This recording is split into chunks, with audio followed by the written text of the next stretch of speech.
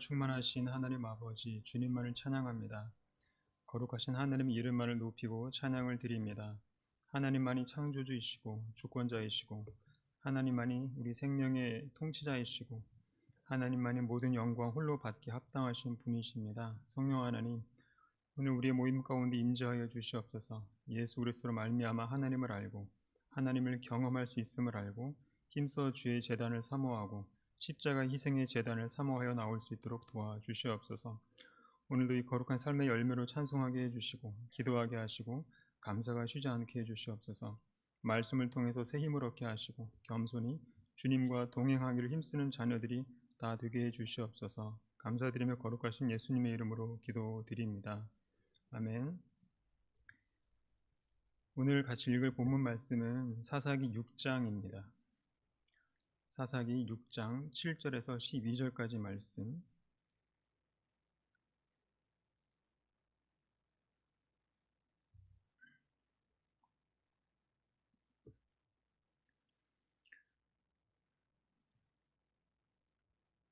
사사기 6장 7절에서 12절까지 말씀. 우리 한 절씩 돌아가면서 읽겠습니다. 이스라엘 자손이 미디안으로 말미암아 여호와께 부르짖었으므로 이스라엘 자손에게 한 선지자를 보내심. 그가 그들에게 이르되 여호와께서 이같이 말씀하시기를 이스라엘의 하나님 내가 너희를 애굽에서 인도하여 내며 너희를 그 종되었던 집에서 나오게 하여 애굽 사람의 손과 너희를 학대하는 모든 자의 손에서 너희를 건져내고 그들을 너희 앞에서 쫓아내고 그 땅을 너희에게 주었으며 내가 또 너희에게 이르기를 나는 너희의 하나님 여호와이니 너희가 거주하는 아모리 사람의 땅의 신들을 두려워하지 말라 하였으나 너희가 내 목소리를 듣지 아니하였느니라 하셨다. 여호와의 사자가 아비에셀 사람 요아스에게 속한 오브라에 이르러 상수리 나무 아래에 앉으니라. 마침 요아스의 아들 기드온이 미디안 사람에게 알리지 아니하려 하여 밀을 포도주 틀에서 타자 가더니 여호와의 사자가 기드온에게 나타나 이르되 큰 용사여 여호와께서 너와 함께 계시도다 하매. 네. 할렐루야. 네. 지난번에 드보라와 야엘 이 두 여자를 통해서 하나님은 이스라엘의 큰 자유와 평화를 허락하셨다는 내용을 살펴봤죠. 하지만 전에 말씀드린 사사기 패턴을 따라서 이스라엘 백성들은 평화가 찾아오자마자 또다시 하나님을 거역하는 삶을 살게 됐다는 게 이제 오늘 본문의 내용입니다. 1절을 보면 이스라엘 자손이 또 여호와의 목전에 악을 행하였으므로 여호와께서 7년 동안 그들을 미디안의 손에 넘겨주시니. 자, 이스라엘 자손이 이제 등 따시고 배가 부르니까 하나님은 누구신지 그리고 하나님이 자신들을 위해서 무슨 일을 하셨는지 아주 짧은 시간 동안에 금방 또 이제 잊어버렸고요. 또다시 우상을 섬기게 됩니다. 그래서 이번에는 하나님께서 이스라엘 자손을 미디안의 손에 넘겨주시게 되는데 이거는 지금까지의 그 핍박 중에서 역대 최악의 핍박입니다. 2절에 보면 이스라엘 자손은 집에서 도망쳐 나와서 험준한 산지에다가 웅덩이와 굴을 파서 살아야만 했고요. 농사를 짓는 족족 전부 다 수탈을 당했기 때문에 먹을 식물이 하나도 남지 않을 정도입니다. 왜냐하면 미디안은 정치적인 데는 관심이 없었고요. 경제적인 착취에만 몰두했던 나라였습니다. 옛날에 우리나라를 침략했던 일본의 전략과 비슷하다고 볼 수 있죠. 본문에 나온 미디안도 이스라엘 땅에 있는 그 모든 곡식을 다 이제 빼앗아 갔고요. 그래서 사람들은 굶주릴 수밖에 없었고 그렇게 극도의 궁핍함에 이르게 되니까 그제서야 또 하나님께 부르짖게 됩니다. 6절을 보면 이스라엘이 미디안으로 말미암아 궁핍함이 심한지라 이에 이스라엘 자손이 여호와께 부르짖었더라. 자, 그런데 지금까지의 경험을 보면 어떻습니까? 이스라엘이 하나님을 떠났고 그래서 대적들한테 심하게 학대를 당하고 그래서 여호와께 부르짖고 그러면 여호와께서는 구원자 사사를 보내시는 그런 구조로 돼 있었잖아요. 그런데 이번에는 이 구조가 약간 틀어집니다. 6절에 보면 이스라엘 자손이 여호와께 부르짖었는데, 그러면 예전대로라면 구원자 사사가 떡하니 등장해야 맞거든요. 그런데 사사가 등장한 게 아니라 누가 나타납니까? 선지자가 나타나는 겁니다. 본문 7, 8절을 보면 이스라엘 자손이 미디안으로 말미암아 여호와께 부르짖었으므로 여호와께서 이스라엘 자손에게 한 선지자를 보내시니 그가 그들에게 이르되. 자, 이스라엘 자손이 예전 경험을 근거로 뭐죠? 지금의 국가적인 어려움을 좀 타개시켜 줄 수 있는 구원자를 보내줄 것을 예상하면서 기도를 했는데, 그런데 엉뚱하게 선지자가 나타난 겁니다. 그것도 모세나 이사야급의 대선지자가 아니라 이름도 없는 무명의 선지자를 보내신 겁니다. 쉽게 말해서 지금 학대 당하고 있는 백성들한테 실질적인 도움을 보내주신 게 아니라 뭐죠? 설교나 들으라고 설교자 한 명을 보내신 거예요. 그것도 유명한 설교자도 아니고 무명의 설교자를 이제 보내신 거죠.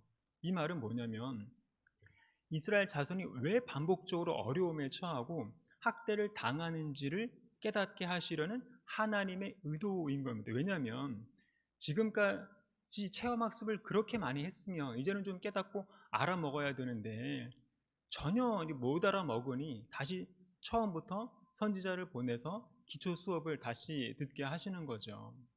그래서 하나님은 선지자를 통해서 뭘 깨닫게 하시는 거죠? 이스라엘 자손들이 무엇 때문에? 우상 때문에 죄가 가중될 수밖에 없었고 그 죄 때문에 지금 이 지경까지 이르게 됐다는 사실을 깨닫고 진심으로 회개하기를 원하셨던 겁니다. 하나님은. 그래서 10절에 보면 너희가 내 목소리를 듣지 아니하였느니라 하셨다 하니라. 그러니까 6절에서 이스라엘 백성들이 부르짖기는 했지만 그 부르짖음이 진심으로 회개를 통해서 나오는 그런 부르짖음이 아니라는 걸 하나님은 꿰뚫어 보신 거죠. 그 동기를. 한마디로 그냥 예전에도 먹혔으니까 또 간구하면 통하겠지. 그런 과거의 경험이 이런 형식적인 부르짖음, 형식적인 기도회를 이제 초래하게 만든 겁니다. 예를 들면 과거에 이스라엘이 이제 부르짖을 때마다 하나님께서는 즉각적으로 온니엘, 에홀, 드보라 이런 사자들을 이제 보내주셔서 구원해 주셨다는 그런 경험이 있었기 때문에 이번에도 그 경험만을 믿고 부르짖는 기도를 한 겁니다. 쉽게 말해서. 그러니까 하나님만을 바라보는 마음으로 다윗처럼 통회하는 마음으로 부르짖은 게 아니라 회개를 바탕으로 부르짖은 게 아니라 단지 과거의 경험만을 근거로 피상적으로 부르짖었던 겁니다. 사람들의 이런 미묘한 부르짖음의 차이를 하나님은 다 아셨던 거죠. 그래서 구원자 사사를 즉각적으로 보내주신 게 아니라 뭐죠? 내가 볼 때 너희들 아직도 정신 못 차렸으니 더 정신 차려라. 그런 의미로 선지자를 보내셔서 말씀 앞에 나오게 하시고 우선적으로 이 말씀을 이제 듣게 하셨던 겁니다. 우리도 그런 오류를 범할 때가 있습니다. 예전에 봤는데 되더라. 다른 교회에서 잘 되는 거니까 우리 교회도 그 방법을 도입하면 잘 될 거야. 난 예전에 이런저런 경험을 많이 해봤어. 그래서 부흥도 많이 시켜봤다. 내가 하는 방법대로 하면 하나님께서 역사해 주실 거다. 난 예전에 금식도 많이 해봤고 기도 응답도 많이 받아봤다. 그래서 지금 우리도 예전에 했던 대로 기도회를 하면 응답을 받을 수 있다. 이런 식이거든요. 우리는요 자꾸만 과거의 경험에 사로잡혀 있는 경우가 많습니다. 그래서 기도의 근거가 하나님의 긍휼이 아니라 단지 경험을 근거로 부르짖는 경우가 많은 거죠. 그건 나도 다 해봤어. 나는 경험 안 해본 게 없어. 그러니 나만 믿고 따라와. 내가 시키는 대로 해봐. 다 돼. 이런 식으로 그 경험 자체에 매여 있는 신앙인들이 의외로 많습니다. 죄송하지만 우리의 믿음의 근거는 지나간 경험이 아니라 지금 살아계신 하나님, 지금 나와 동행하고 계신 하나님, 그 하나님이 내 믿음의 근거라는 거죠. 경험이라는 것이 나를 나되게 하는 게 아니라 오직 지금 이 시간 나와 동행하시는 하나님만이 내가 존재하는 이유고 그 하나님만이 교회가 존재하는 이유인 겁니다. 자꾸만 경험 앞세우고 성과 강조하는 거는 참된 믿음의 사람들의 특징이 아니라는 거죠. 몇 달 전에 이런 뉴스를 봤습니다. 그 뉴스에서 영상을 짤막하게 보여줬는데, 그 영상은 지하철에서 한 어르신과 젊은 남자가 서로 다투는 영상입니다. 어르신이 젊은 사람한테 막 혼내면서 소리를 지르는 내용이 나오는데, 그 내용이 시종일관 한 가지밖에 없습니다. 네가 고생을 알아? 네가 보릿고개를 알아? 네가 전쟁을 알아? 뭘 알아? 네가 해봤어? 네가 살아봤어? 계속 이런 식이에요. 손가락 흔들면서. 그러니까 경험도 안 해본 게 어디서 버르장머리 없게 되느냐, 이런 식인 거죠, 한마디로. 그래서 그 젊은 사람이 예, 그렇군요, 이렇게 대단한 경험을 가지신 분인지 몰랐습니다. 참 고생 많이 하셨네요. 제가 실수했습니다. 이러면서 그 앞에서 고개를 숙였을까요? 전혀 아니에요. 그 백발의 어르신 앞에서 이렇게 말합니다. 아이고, 네가 그렇게 잘났어? 고생이 무슨 대수야? 고생이 무슨 훈장이냐? 이렇게 말해요. 그 영상, 뉴스 영상 아직도 있습니다. 그러니까 아셔야 될 게요, 요즘 세대는요, 기성세대들의 경험, 삶의 경륜, 지금의 삶을 이루어낸 수많은 고생 흔적들, 그런 거 전혀 중요하게 생각하지 않아요. 그냥 대놓고 무시하거든요. 그런 이야기들을 일일이 고리타분하게 듣는 세대들이 아니에요. 무슨 인생 경험 많이 했다고 그걸 인정하거나 존경해 주지 않습니다. 사람도 이럴진데, 인간들이 살아온 인생 100년? 이게 하나님이 영원한 시간대 앞에서 무슨 거론할 가치가 있겠습니까? 그렇기 때문에 하나님이 내 인생 이력과 경험과 업적을 인정해 주기를 바라면서 기도하는 자세는, 그거는 이제 하나님을 1도 모르는 태도인 거죠. 나라는 인생 인정받을 만해. 그런 태도 자체가 또 하나의 우상일 수 있고요. 그런 태도 자체가 바울이 말한 배설물과 다를 바 없습니다. 그리스도를 근거로 하지 않는 모든 기도는 전부 배설물이라는 얘기입니다. 바울의 표현을 빌리자면. 그렇기 때문에 하나님은 우리의 예전 경험을 근거로 역사하시는 분이 아니라 오늘, 지금, 이 시점에서 드리는 나의 진심 어린 회개의 기도를 보시고 역사하신다는 걸 알아야 됩니다. 이전의 업적들, 성공 사례들 다 필요 없습니다. 그리스도인들은요, 과거에 연연하는 존재들이 아니에요. 과거의 승리를 1000번 했을지라도, 과거의 영광이 화려할지라도 지금 한번 시험 빠져 실족해버리면 그 말짱 헛것이지요. 그래서 지금 내가 예수님만으로 만족하고 있는지, 지금 현재 십자가만을 붙들고 있는지를 보셔야 되는 겁니다.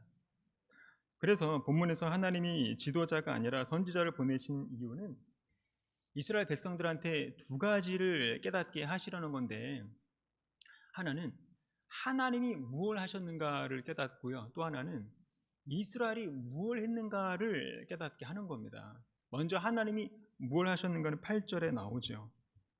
8, 9절을 다 같이요. 시작. 여호와께서 이스라엘 자손에게 한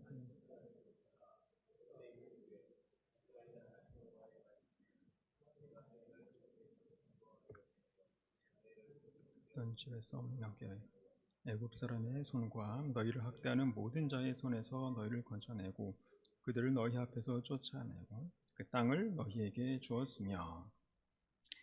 하나님은 무엇을 하셨는가? 여기 보면 하나님은 항상 건져주시고 항상 구원하시는 분으로 나오지요. 그렇다면 이스라엘은 무엇을 했을까요? 10절에 나옵니다. 너희가 내 목소리를 청종치 아니하였느니라. 정리하면 뭡니까? 하나님은 이스라엘 백성한테 한결같이 신실하셨는데 이스라엘 백성들은 한결같이 말을 안 듣고 배반을 하는 겁니다. 그래서 하나님은 이스라엘 백성들이 한결같이 학대를 당하도록 놔두셨다라는 거죠. 그럼에도 불구하고 하나님은 또 여전히 한결같이 신실하셔서 이스라엘 백성들이 회개의 부르짖음을 보일 때마다 사살한 구원자를 보내셨던 겁니다. 그런데 이번에는 구원자를 보내신 게 아니라 선지자를 보내셨는데, 왜냐하면 이번에는 이스라엘이 회개를 한 게 아니라 그냥 후회를 했던 겁니다. 회개와 후회는 엄연히 다르고요. 성경도 이제 구별해서 기록을 하고 있지요. 고린도후서 7장 10절 말씀 우리 다 같이요. 시작. 하나님의 뜻대로 하는 근심은 후회할 것이 없는 구원에 이르게 하는 회개를 이루는 것이요, 세상 근심은 사망을 이루는 것이니라. 구원에 이르게 하는 회개를 이루고 세상 근심은 사망을 이룬다. 쉽게 말해서 후회 많이 해봤자 끝에는 죽음이다. 그리고 회개를 많이 하면 끝에는 구원을 이룬다. 그런 뜻입니다. 자, 더 구체적으로 이제 말씀을 드리면, 회개와 후회는 둘 다 똑같이 죄에 대해서 슬퍼하고 고통스러워 한다는 거죠. 그런데 후회는 죄의 결과물, 단지 죄의 결과에 대해서만 슬퍼하고, 회개는 죄 그 자체에 대해서 슬퍼하는 겁니다. 그래서 후회는 뭐냐면, 죄의 결과가 굳이 나한테, 그리고 주변 사람들한테 나쁘지만 않다면, 상처받은 일이 없다면 굳이 슬퍼하지도 않습니다.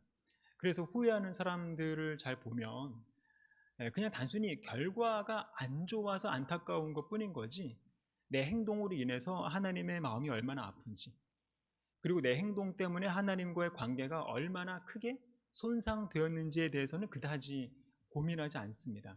이게 후회하는 사람들의 특징입니다. 그래서 후회하는 사람들을 보면 그 결과물이 기억에서 사라지거나 눈앞에서 사라지면 다시 똑같은 행동을 반복하게 돼 있습니다. 아, 이럴 땐 이렇게 했어야 되는데, 아, 저럴 땐 저렇게 했어야 되는데, 그러면서 방식만 바꿔서 똑같이 반복된 행동을 한다는 거죠. 왜냐하면 그 마음의 뿌리는 여전히 바뀌지 않았기 때문에 그렇거든요. 그리고 후회하는 사람들의 또 다른 특징은 뭐냐면, 죄의 결과가 조금이라도 남아있으면 자기 자신을 심하게 자책하는 걸 멈추지 않습니다. 그래서 그 죄의 결과물을 볼 때마다 계속 슬퍼하고 괴롭고, 그래서 후회가 심할 경우 목숨을 끊는 경우도 많지 않습니까? 이게 바로 가룟 유다의 모습이죠. 그런데 회개는 다릅니다. 죄로 인한 결과물은 똑같지만, 회개는 죄가 만들어낸 그 결과물에 초점을 두지 않고요, 죄의 그 근원을 보기 때문에 그 죄를 다스리는 건 오직 하나님밖에 없다는 것을 아는 겁니다. 하나님이 죄를 이기셨고 예수님께서 그 모든 죄값을 대신 담당하셨기 때문에 나는 더 이상 그 죄의 결과물 때문에 영향을 받지 않는다는 거죠. 그래서 회개는 나한테 초점을 맞추지 않습니다. 그런데 후회는 항상 자기 자신한테 이 초점을 맞추거든요. 그래서 후회하는 사람들을 보면 늘 관심이 자기한테 있습니다. 내가 어떻게 상처를 받았는지, 내 마음이 얼마나 힘든지, 나 때문에 다른 사람들이 얼마나 힘든지 등등. 그래서 후회하는 사람들은 어떻게 하든지 그 결과물에서 벗어나려고 애를 쓰고요, 사람들과의 관계 회복에 그렇게 안간힘을 쓰는 겁니다. 그런데 회개는 나한테 초점을 맞추지 않는 게 아니라 하나님께 이제 초점을 맞추는 겁니다. 내 죄 때문에 하나님이 얼마나 아프셨는지를 보는 거죠. 그래서 하나님과의 관계 회복이 더 신경을 쓰고요, 단지 그 죄의 결과물에 매이지 않는 겁니다. 이게 바로 베드로의 모습이죠. 그래서 우리가 정말로 안타깝게 여기는 게 뭔지를 살펴봐야 됩니다. 내가 지은 그 죄의 결과물 때문에 안타까워하는 건지, 아니면 그 죄 자체를 슬퍼하고 있는지를 살펴봐야 됩니다. 그래서 우리가 말씀에 집중해야 되는 이유가 그런 거죠. 이스라엘이 고통과 학대라고 하는 그런 죄의 결과물에서 벗어나게 해달라고 부르짖을 때마다, 그리고 이스라엘이 굶주림과 가난이라고 하는 그런 죄의 결과물에서 벗어나게 해달라고 부르짖을 때마다 하나님은 우선적으로 선지자를 보내셔서 말씀을 보내신다는 겁니다. 쉽게 말해서 환경을 바꾸는 게 중요한 게 아니라 우선적으로 말씀을 듣도록 하신다는 거죠. 그러니까 기적이라는 결과물을 달라고 부르실 때마다 하나님은 가장 먼저 말씀을 보내시는 겁니다. 왜냐하면 말씀을 통해서 내가 누구인지, 하나님이 누구인지, 그리고 죄의 근원이 뭔지를 배우게 되거든요. 그런 다음에 이제 기적이 주어졌을 때 그 기적을 통해서 하나님께 영광을 돌릴 수가 있는 거죠. 그래서 하나님께서 가장 먼저 말씀에 대한 깨달음의 과정이 없이 실제적으로 역사하시는 경우는 없습니다. 먼저 말씀을 깨닫고 회개하고 불을 짓고 나서야 하나님의 실제적인 도우심이 있다는 것을 오늘 본문이 우리에게 이제 가르쳐 주고 있는 거죠. 11절 말씀 우리 다 같이요. 시작. 여호와의 사자가 아비에셀 사람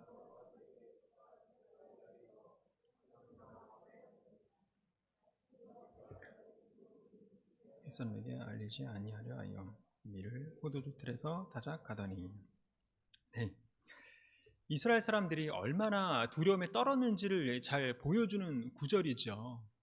그리고 전후 문맥을 보면 아직도 백성들은 전혀 회개하지 않습니다. 그런데도 불구하고 하나님은 지금 또다시 사사를 선택하기 위해서 지금 준비시키고 계시거든요. 이게 얼마나 자비로우십니까? 그래서 하나님은요, 당신의 백성들을 구원하시기 위해서 때로는 이 고집불통 백성들이 회개하기까지 기다리지 않으신다는 걸 알 수 있습니다. 그래서 바울도 뭐라고 하냐면, 우리가 아직 죄인 되었을 때에 그리스도께서 우리를 위하여 죽으심으로 하나님께서 우리에게 대한 자기의 사랑을 확증하셨느니라 그랬거든요. 우리가 회개하였을 때에가 아니에요. 우리가 돌아왔을 때에도 아닙니다. 우리가 아직도 죄인인 상태일 때에 이런 뜻입니다. 그러니까 하나님은 우리가 회개했기 때문에, 회개의 행위를 보였기 때문에 우리를 구원하시는 분이 아니라, 우리의 어떠한 선한 행위, 어떠한 의로운 행위도 있기 전에, 우리가 알지도 못한 그 태초의 시간도 훨씬 전에 하나님은 우리의 구원을 예정하셨다는 뜻인 거죠. 그래서 회개라는 거는 하나님께서 우리에게 구원의 은혜를 베푸셨음에 대한 우리의 감사의 반응인 거지, 구원을 위한 전제 조건이 아니라는 거예요. 회개는. 솔직히 우리를 한번 보세요. 여기 계신 분 중에서 먼저 하나님 앞에 깊은 회개를 한 다음에 교회 나와서 하나님 믿게 되신 분 계신가요? 그런 사람 없어요. 우리가 철이 없을 때, 아무것도 모를 때, 아직 죄인이었을 때, 그때 교회 나와서 천천히 하나님에 대해서 배우고 내가 어떤 존재였는지도 깨닫게 되고 믿음도 선물로 받아서 구원에 이르게 되고, 그런 다음에서야 이제 회개 기도라는 것을 할 줄 알게 되는 거예요. 그래서 우리가 하나님께 얼마나 감사한 겁니까? 이런 철없는, 죄 많은, 죽어 마땅한 나에게 먼저 은혜의 손을 내밀어 주셔서 하나님도 알고 예수님도 믿고 천국에 그 대해서도 깨닫게 하시는 은혜가, 이게 어마어마한 거죠. 우리가 하나님을 알기 전까지는 나는 내가 죄인인 줄도 모르는 상태였잖아요. 그래서 당연히 회개라는 것도 할 줄 모르는 상태였던 거죠. 하나님은 그런 나를 보시면서 끝까지 참아주시고 나에게 말씀도 주셔서 하나님에 대해서 배울 때까지, 그때까지 우리의 회개를 미루어 주신 겁니다. 말씀을 배우면 그때 가서야 알게 되거든요. 나라는 존재가 얼마나 중죄인인지. 이 세상 법정에서는 이게 도저히 감당이 안 될 정도로 아주 심각하고 그런 중대한 죄를 지은 존재인지를 말씀을 통해서는 깨닫게 되거든요. 보면. 자, 그래서 스스로 교회에 나와서 스스로 구원받고 하나님의 자녀가 된 내가 대단한 겁니까? 아니면 죄인인 나를 구원해 주신 하나님이 대단한 겁니까? 그래서 우리는 그 어느 누구도 행위로는, 삶으로는 자랑할 게 없는 거예요. 그렇기 때문에 우리는 하나님이 존 전에까지 나와서 다른 거 자랑하지 마시고요, 오직 예수로만 자랑하기를 바랍니다. 자, 12절에 보면 여호와의 사자와 기드온이 대화를 하는 내용이 나오죠. 여호와의 사자가 뭐라고 하냐면, 하나님이 너와 함께 계신다라고 말합니다. 그런데 기드온이 그걸 인정하지 않지요. 그래서 13절에 이렇게 말합니다. 오 나의 주여 여호와께서 우리와 함께 계시면 어찌하여 이 모든 일이 우리에게 일어났나이까? 무슨 말이냐면, 아니, 하나님이 지금 우리와 함께 계신다고요? 하나님이 우리와 함께 계시면 지금 이 고난들은 다 뭡니까? 하나님이 살아 계시면 왜 우리에게 이런 고통들이 있는 겁니까? 이거죠. 한마디로 지금 기드온이 항변하고 있는 요점은 뭐냐면, 하나님이 살아 계시면 자기 백성들에게는 고통을 주지 말아야 된다는 겁니다. 그런데 우리는 기도원의 이런 항변이 틀렸다는 것을 이미 선지자를 통해서 알고 있지요. 9절에서 선지자가 뭐라고 했냐면 애굽 사람의 손과 너희를 학대하는 모든 자의 손에서 너희를 건져내고 그들을 너희 앞에서 쫓아내고 그 땅을 너희에게 주었으며, 그러면서 10절에 뭐라고 하냐면 하나님이 너희 버린 게 아니라 이스라엘 너희들이 나를 버렸고 내 말을 듣지 않은 거잖아, 이렇게 말을 하거든요. 그래서 기도원의 항변이 틀렸다는 거를 충분히 이제 알 수 있는 거죠. 우리도 마찬가지입니다. 우리 주변에는요, 이 기도원과 같은 실수를 저지른 사람이 의외로 많습니다. 지금의 나의 고난, 가정의 고난, 공동체와 나라의 고난만을 가지고 하나님이 우리와 함께하지 않는다는 증거로 본다는 거죠. 단지 고난 자체에만 파묻혀서는 하나님 살아 계신다면서 왜 이런 고난을 없애주지 않으십니까? 하나님 우리와 함께 계시면 어찌하여 이런 일이, 이렇게만 따진다는 거죠. 그럴 때 하나님께서는 이렇게 말씀을 하시죠. 그런 고난을 해결할 사람은 바로 그렇게 묻고 있는 너 자신이다 이라는 겁니다. 14절을 보면, 14절 다 같이요, 시작.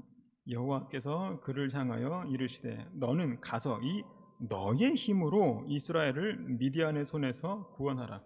내가 너를 보낸 것이 아니냐 하시니라. 그런데 기도는 이 말을 듣고 또 이의를 제기하죠. 15절에는 내가 무엇으로 이스라엘을 구원하리이까? 보소서, 나의 집은 므낫세 중에 극히 악하고 나는 내 아버지 집에서 가장 작은 자니이다 하니. 그러니까 기드온 본인은 이스라엘 중에서 제일 별 볼 일 없는 가문이고 경제적으로도 가장 가난한 흙수저라는 얘기입니다. 그런데 그건 기드온 본인의 말이고, 하나님은 12절에서 분명히 뭐라고 하셨냐면 너는 큰 용사다 이렇게 말씀하셨거든요.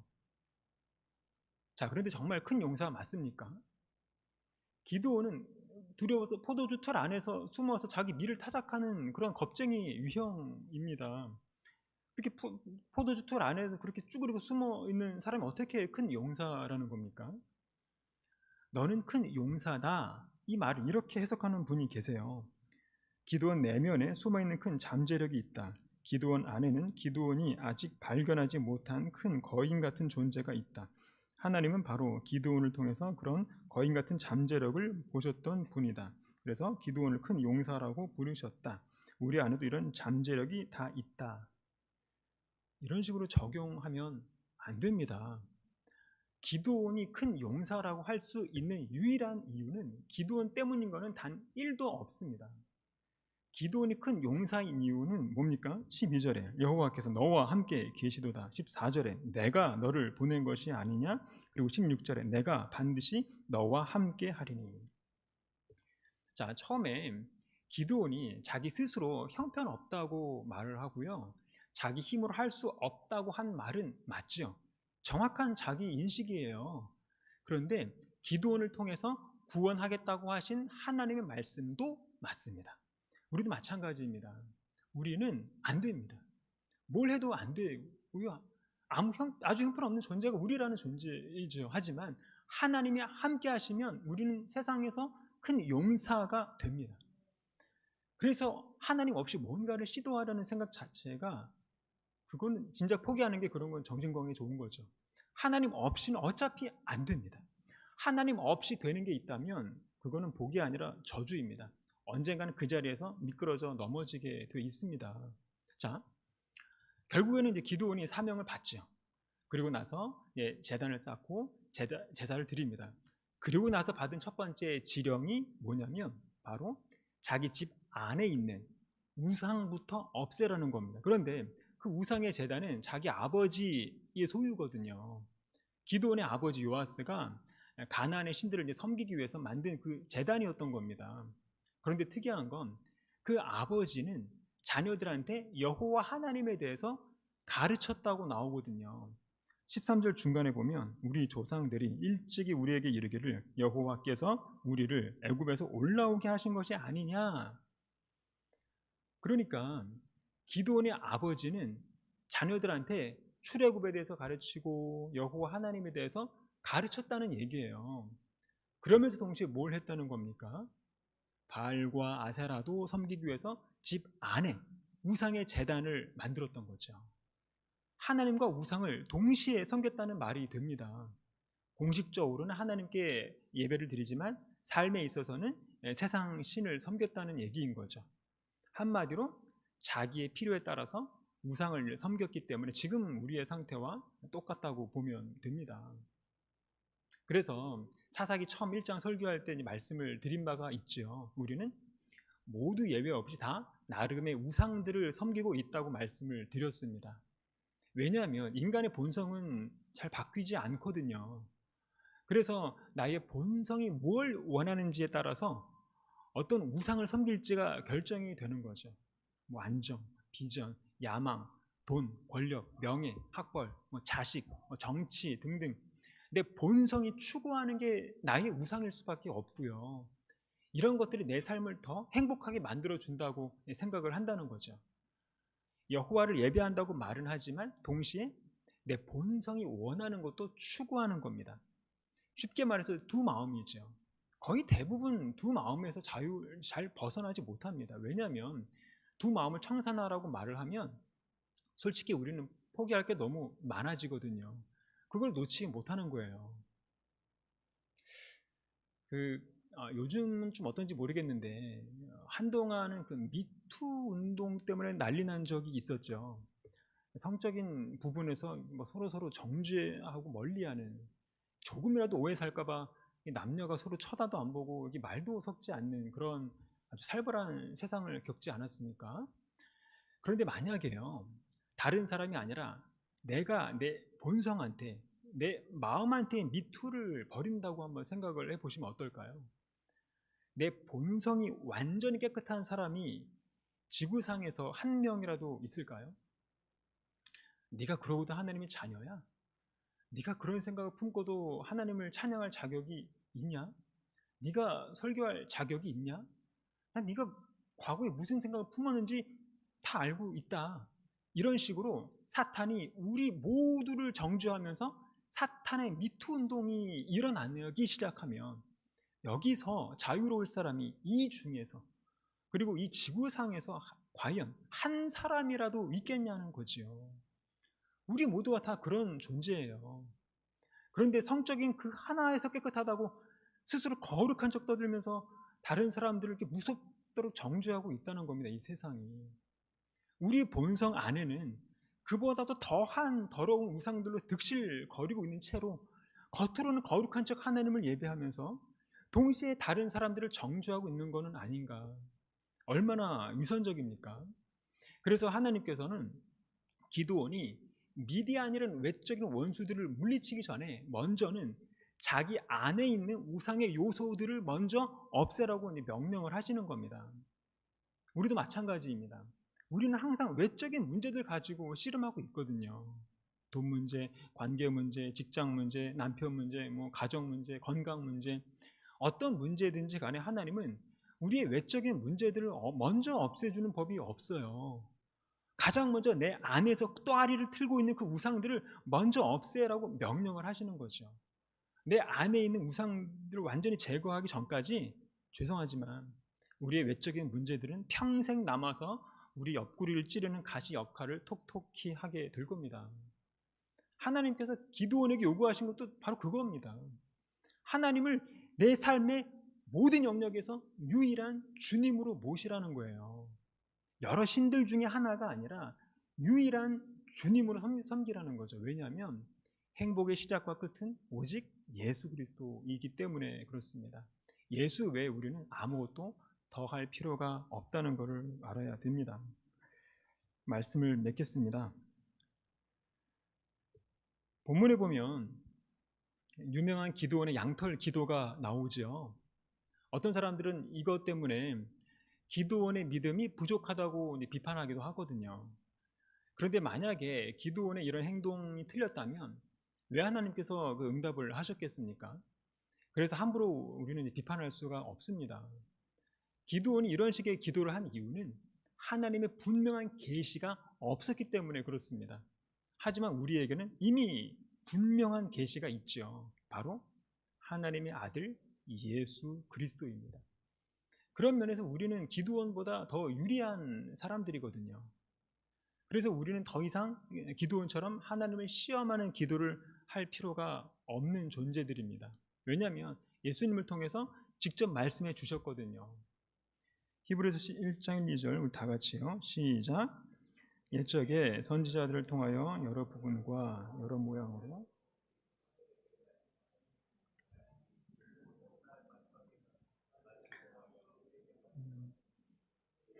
만민 상속자로 세우시고 그런 말미암아 모든 세계를 지으셨느니라. 아멘. 만약에 우리가 기도원처럼 하나님을 테스트하듯이 기도한다면 지금 하나님은 한 가지로 응답을 하실 겁니다. 그게 바로 예수 그리스도입니다. 우리가 기도원처럼 표적을 구하고 계시를 구하고 징조를 구하듯이 기도한다면 하나님은 한 가지로 응답을 하실 겁니다. 그게 바로 예수 그리스도입니다. 행복을 달라고 기도하면 예수 그리스도로 응답을 하실 겁니다. 지혜를 구하면 예수 그리스도, 꿈과 비전을 구하면 예수 그리스도, 자유와 평화를 구하면 예수 그리스도, 남북 통일을 구하면 예수 그리스도, 힘과 능력을 구하면 예수 그리스도, 건강을 구하면 예수 그리스도, 영원한 사랑을 구하면 예수 그리스도, 가정의 안정을 구하면 예수 그리스도. 예수 그리스도가 인류의 모든 문제의 해답입니다. 100가지를 물어봐도 10,000가지를 물어봐도 이 대답은 우리의 대답은 하나입니다. 바로 예수 그리스도. 예수, 예수, 예수. 예수 그리스도보다 더 큰, 더 위대한 표적과 기적이 뭐가 있습니까? 하나라도 대보시죠. 없어요. 우리에게 근데 뭐가 더 필요하겠습니까? 예수님이면 충분합니다. 십자가면 충분합니다. 이 예수로 만족하시는 저와 여러분이 되시기를 바랍니다. 네, 이 시간 다 같이 말씀을 생각하면서 합심해서 기도하는 시간을 갖도록 하겠습니다. 오늘 각자 들은 말씀을 생각하면서 결단해야 될 것들이 있다면 위해서 기도하시기를 바랍니다. 말씀을 깨닫는 지혜를 주시고 주시는 말씀으로 내 안에 깊은 울림과 찔림이 있게 하시고 하나님을 기쁘시게 하는 삶으로 우리의 영적인 체질이 변화되게 해달라고 우리 다 같이 주여 한번 외치고 기도하겠습니다. 주여. 사랑과 은혜가 충만하신 하나님 아버지 은혜에 감사를 드립니다. 주님의 이름을 찬양을 드립니다. 종들을 긍휼히 여겨주시고 불쌍히 여겨주셔서 말씀 앞에 순종하며 나올 수 있는 그런 마음을 주셔서 감사를 드립니다. 사사들을 통해서 하나님 구원과 평화를 주셨지만 얼마 안 가서 또다시 우상을 섬기는 그런 반복된 죄악 속에서도 포기하지 않으시는 그 아버지의 그 긍휼을 포기하셨습니다. 하나님 더 이상 죄악에 하나님 아버지 그 미혹에 굴복하지 않게 하시고 설령 넘어질지라도 다시 일으켜 세우시고 그 하나님의 그 손을 끝까지 붙잡을 수 있는 그런 용기도 하게 해주시옵소서. 오늘 말씀을 통해서 하나님은 어떤 분이신지 그리고 나라는 인간 존재가 어떤 존재인지 분명하게 알게 하시니 감사를 드립니다.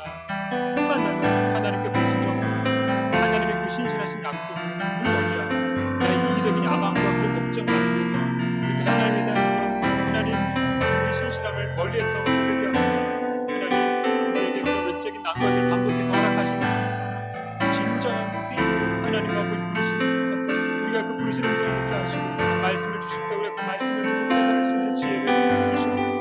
그 말씀을 통해서 아버지의 마음을 공감하는 자리에까지 이룰 수 있도록 인도해 주시옵소서.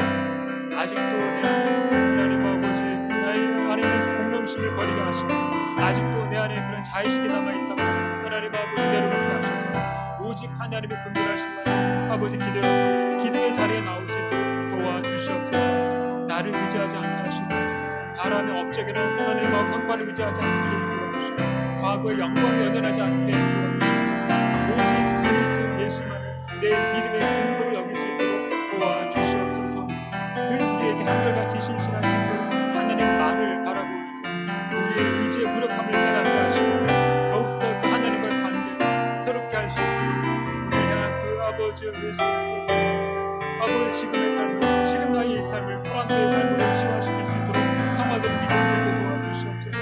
우리가 아직 죄인 되었을 때 그리스도께서 그 죄를 죽으심으로 하나님 손대고자 자기의 사랑을 확증하셨다 말씀을 주셨습니다. 창세전에 우리를 택하여 주신 그 아버지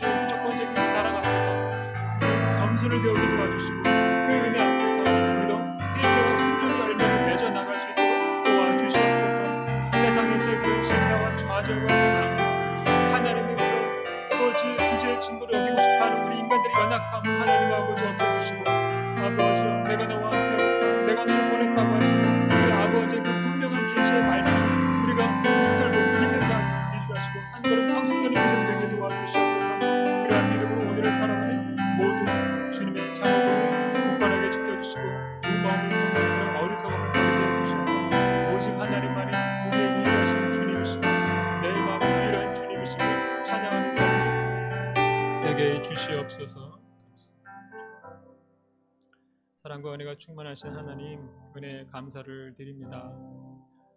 기드온이 포도주 틀에 숨어있는 그 두려움의 순간에 찾아오셔서 큰 용사여 여호와께서 너와 함께 계시도다 말씀해 주셨던 것처럼 오늘 우리도 죄의 두려움에 빠져서 도망치는 그런 자들이었지만 예수 그리스도께서 오셔서 임마누엘 하나님을 만나게 하시고 십자가의 그 은혜로 자유케 하셨음에 감사를 드립니다. 아버지의 부르심, 그 우리의 능력이 아니라 오직 아버지 그 인자와 구속의 은혜임을 우리가 고백을 하며 찬양을 드립니다. 우리의 연약함과 무가치함 속에서도 예수 그리스도께서 우리의 힘과 의로움이 되어주시고 하나님 나라를 위해서 일할 수 있는 그런 자비를 베풀어 주셔서 감사를 드립니다. 이제는 우리 마음 안에 여전히 또아리를 틀면서 우리 삶을 주관하고 있는 그런 세상의 우상들 하나님 무너뜨려 주시고 자기 의로움도 내려놓게 하셔서 이제는 오직 십자가의 그 제단으로 내 마음을 채워주시고 그리스도의 은혜로 충만하게 주시옵소서. 부활의 능력으로 우리의 정체성을 날마다 확고하게 심어주시고 어린 양의 피로 깨끗하게 도와주시고 말씀으로 온전하게 주시옵소서. 감사드리며 거룩하신 예수님 이름으로